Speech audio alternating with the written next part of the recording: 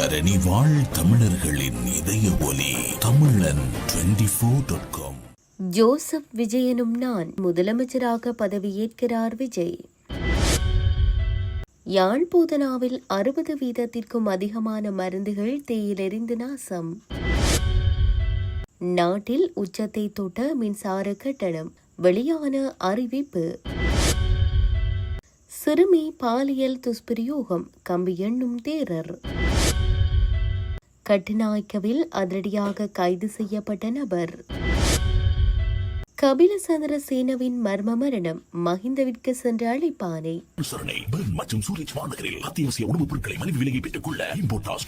தொடர்பென விரிவான செய்திகள். தமிழக வெற்றிக் கழக தலைவர் விஜய் 4வது முறையாக நேற்று ஆளுநரை சந்தித்த நிலையில் இன்றைய தினம் பதவியேற்க ஆளுநர் அழைப்பு விடுத்துள்ளார்.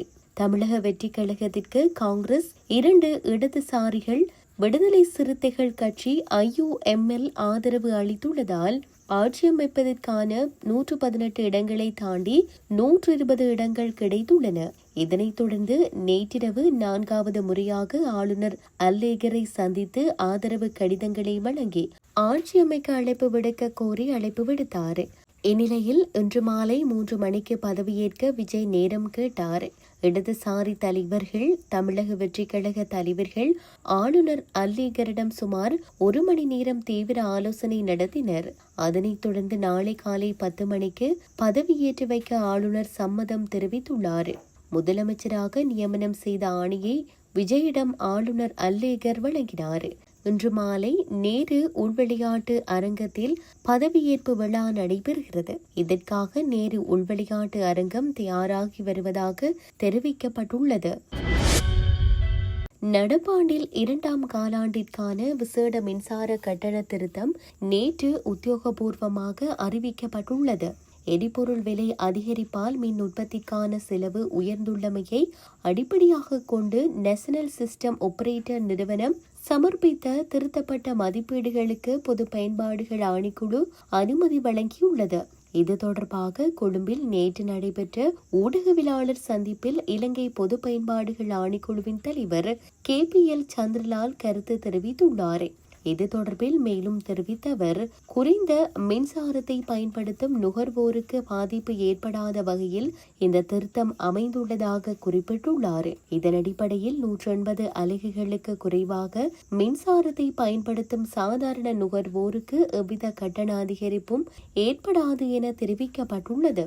இருப்பினும் 180 அலகுகளுக்கு மேல் மின்சாரத்தை பயன்படுத்தும் நுகர்வோருக்கு சுமார் 18% வரை கட்டண அதிகரிப்பு நடைமுறைப்படுத்தப்பட உள்ளது.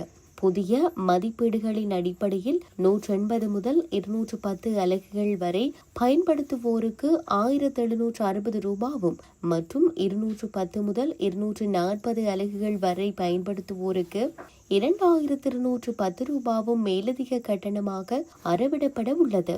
அத்துடன் 270 அலகுகளுக்கு மேல் மின்சாரத்தை பயன்படுத்துவோருக்கு 2600 ரூபாவும், 300 அலகுகளுக்கு மேல் பயன்படுத்துவோருக்கு 3110 ரூபாவும் மேலதிக கட்டணமாக விதிக்கப்பட உள்ளதோடு நுகர்வோர் பயன்படுத்தும் மேலதிக அலகுகளை பொறுத்து இத்தொகையில் மாற்றங்கள் ஏற்படக்கூடும் என தெரிவிக்கப்பட்டுள்ளமை குறிப்பிடத்தக்கது.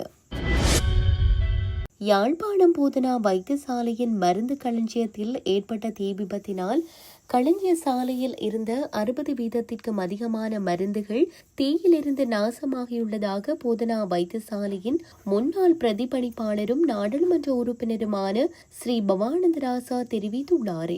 போதனா வைத்தியசாலை மருந்து களஞ்சியத்தில் நேற்றைய தினம் சனிக்கிழமை தீ விபத்து ஏற்பட்டிருந்த நிலையில் பலத்த போராட்டத்தின் மத்தியில் தீ கட்டுக்குள் கொண்டுவரப்பட்டது. இந்நிலையில் குறித்த பகுதிகளை நேற்றைய தினம் பார்வையிட்ட பின்னர் ஊடகங்களுக்கு கருத்து தெரிவிக்கும் போதே நாடாளுமன்ற உறுப்பினர் இவ்வாறு தெரிவித்தார். மருந்து களஞ்சிய சாலையில் புற்றுநோய்க்கான மருந்துகள், சத்திர சிகிச்சைக்கான மருந்துகள் உள்ளிட்ட பெறுமதியான மருந்துகள் பல பாதுகாக்கப்பட்டிருந்தன. தீ விபத்தினால் அதில் சுமார் 60% தீயிலெரிந்து நாசமாகியுள்ளன. தற்போது வைத்தியசாலையின் அவசர தேவைக்கான மருந்துகள் வைத்தியசாலையின் உள்ளக மருந்தகத்தில் காணப்படுகின்றன. அவற்றினை விட மேலதிகமாக மாவட்டத்தின் பிற வைத்தியசாலைகள் மற்றும் வவுனியா, அனுராதபுரம் ஆகிய வைத்தியசாலைகளிலும் இருந்து மருந்துகளை எடுத்து வர நடவடிக்கை எடுக்கப்பட்டுள்ளது. அதனூடாக எதிர்வரும் சில தினங்களுக்கு விடுதிகளில் தங்கி சிகிச்சை பெறுவோர், வெளிநோயாளர் பிரிவில் சிகிச்சைக்கு வருவோர் ஆகியோருக்கு மருந்துகளை விநியோகிக்க முடியும். அதற்கிடையில் கொழும்பிலிருந்து மருந்துகளை எடுத்து வர நடவடிக்கை எடுத்துள்ளோம். அதேவேளை தீ விபத்து தொடர்பிலான விசாரணைகளை அரசு ரசாயன பகுப்பாய்வு திணைக்களத்தினரும் முன்னெடுக்க உள்ளனர். அவர்கள் கொழும்பிலிருந்து திங்கட்கிழமையே வைத்தியசாலைக்கு நேரில் வந்து விசாரணைகளை முன்னெடுப்பார்கள். அதுவரையில் களஞ்சிய சாலை காவல்துறையினரின் பாதுகாப்பில் இருப்பதுடன் தீயில் எரிந்த மருந்துகளையும் பாதுகாப்பாக வைத்திருந்து அவர்களின் விசாரணைகளின் பின்னரே அவற்றினை அப்புறப்படுத்த நடவடிக்கை எடுக்கப்படும் என தெரிவித்தார். அனுராதபுரத்தில் சிறுமி ஒருவரை பாலியல் துஷ்பிரயோகம் செய்ததாக சுமத்தப்பட்ட அட்டமஸ்தானாதிபதி பல்லேகம ஹேமரத்ன தேரர் விளக்கமறியலில் வைக்கப்பட்டுள்ளார். பாலியல் துஷ்பிரயோகம் தொடர்பாக கைது செய்யப்பட்ட அட்டமஸ்தானாதிபதி பல்லேகம ஹேமரத்ன தேரர் வரும் 12ஆம் தேதி வரை விளக்கமறியலில் வைக்கப்பட்டுள்ளார். இலங்கைக்குள் குஷ்போதை பொருளுடன் நுழைய முயன்ற நபர் கட்டுநாயக்க விமான நிலையத்தில் வைத்து கைது செய்யப்பட்டுள்ளார். 50 லட்சத்திற்கும் அதிக பெறுமதியுடைய போதைப் பொருட்களுடன் அவர் விமான நிலைய சுங்கப்பிரிவு அதிகாரிகளினால் நேற்றைய தினம் கைது செய்யப்பட்டுள்ளார். கைது செய்யப்பட்டவர் 37 வயதான புறக்கோட்டை பகுதியை சேர்ந்தவர் என அதிகாரிகள் தெரிவித்துள்ளனர். குறித்த சந்தேக நபர் தாய்லாந்தின் பேங்காக் நகரிலிருந்து இலங்கைக்கு வருகை தந்துள்ளார்.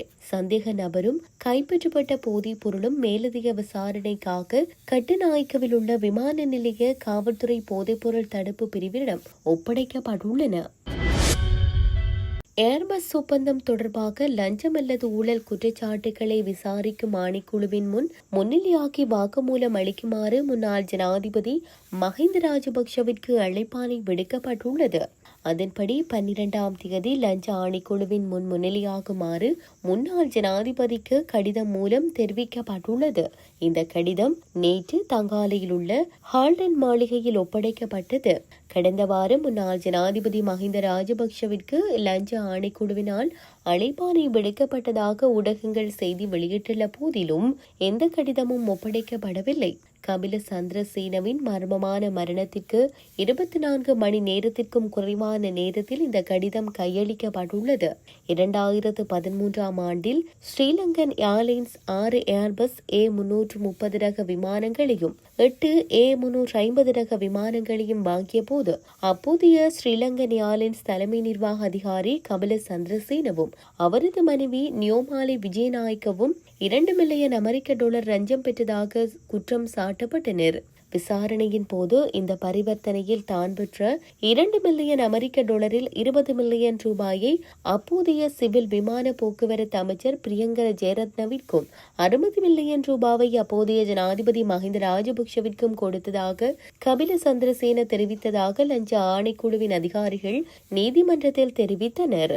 இருப்பினும் ஜனாதிபதி சட்ட ஆலோசகர் ரீன்சி அரசகுலரத்ன இதற்கு ஆட்சேபனை தெரிவித்து லஞ்ச ஆணைக்குழுவின் பணிப்பாளர் நாயகம் தனது கட்சிக்காரரை மிரட்டி வாக்குமூலங்களை பெற்றதாக கூறி நீதிமன்றத்தில் ஒரு பிரமாண பத்திரத்தை தாக்கல் செய்தார்.